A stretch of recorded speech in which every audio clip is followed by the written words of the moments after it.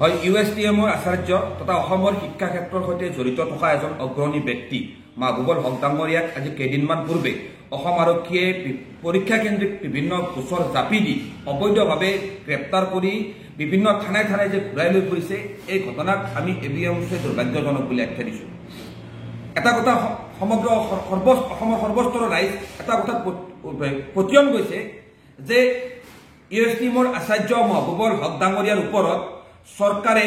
সম্পূৰ্ণভাৱে ক্ষমতাৰ অপপ্ৰয়োগ কৰি অসম আৰক্ষীক ব্যৱহাৰ কৰি অবৈধভাৱে বিভিন্ন গোচৰ জাপি দি দীৰ্ঘদিন জেলত বন্দী কৰি ৰাখিব বিচাৰিছে। ইতিমধ্যে মাহবুবুল হক ডাঙৰীয়াৰ ওপৰত গোচৰ ৰুজু কৰিবলৈ অসম আৰক্ষীৰ বিভিন্ন থানাৰ বিভিন্ন বিষয়াই বিভিন্নজন ব্যক্তিক থানালৈ মতাই আনি মাহবুবুল হক ডাঙৰীয়াৰ বিৰুদ্ধে গোচৰ ৰুজু কৰিবলৈ বা এজাহাৰ দাখিল কৰিবলৈ বিভিন্ন ধৰণে চাপ প্ৰয়োগ কৰাৰ ঘটনা সংবাদ মাধ্যমৰ জৰিয়তে সমগ্ৰ অসমৰ ৰাইজে দেখিছে। ডক্টৰ মাহবুবুল হক ডাঙৰীয়াৰ ওপৰত চলি থকা এনেকুৱা ধৰণৰ চৰকাৰী নিপীড়ন অন্যায়ৰ বিৰুদ্ধে ইতিমধ্যে অসমৰ সৰ্বস্তৰৰ জনগণৰ মাজত এটা প্ৰতিক্ৰিয়া সৃষ্টি হৈছে। জনগণে ডক্টৰ মাহবুবুল হক ডাঙৰীয়াৰ ওপৰত চলি থকা এই অন্যায় অত্যাচাৰ বন্ধ কৰিবলৈ দাবী উত্থাপন কৰিছে। আজি অসম আৰক্ষীক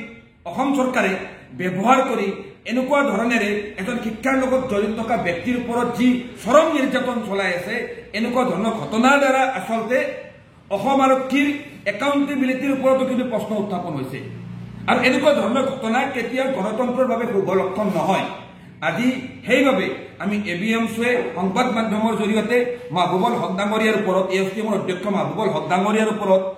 চলি থকা চৰকাৰী নিৰ্যাতন আমি বন্ধ কৰিবলৈ দাবী জনাইছোঁ। মাহবুবুল হক ডাঙৰীয়াৰ ওপৰত যিসমূহ গোচৰ অবৈধভাৱে ৰুজু কৰা হৈছে সেই গোচৰসমূহ সম্পূৰ্ণভাৱে অসম আৰক্ষীক প্ৰত্যাহাৰ কৰিবলৈ আমি দাবী জনাইছোঁ আৰু এনেকুৱা ধৰণেৰে গণতন্ত্ৰক ভৰিৰে মোহাৰি এজন ব্যক্তিৰ ওপৰত ৰাজনৈতিকভাৱে আক্ৰোশমূলকভাৱে কোনো ধৰণৰ চৰকাৰী নিৰ্যাতন চলোৱা ঘটনাৰ পৰা অসম চৰকাৰ তথা অসম আৰক্ষীক আঁতৰি থাকিবলৈ আমি এবিএমছে দাবী উত্থাপন কৰিছোঁ। অসমৰ সৰ্বস্তৰৰ দল সংগঠন সৰ্বস্তৰৰ বিদ্যত সমাজ ছাত্ৰ ছাত্ৰী আটাইকে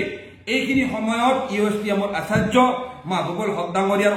থিয় দি এইখন দেশত গণতন্ত্ৰ ৰক্ষা কৰিবলৈ অন্যায়ৰ বিৰুদ্ধে ন্যায় প্ৰতিষ্ঠা কৰাৰ সংগ্ৰামখনত একেলগে আগবাঢ়ি যাবলৈ এবিএমছে আহ্বান জনাইছোঁ।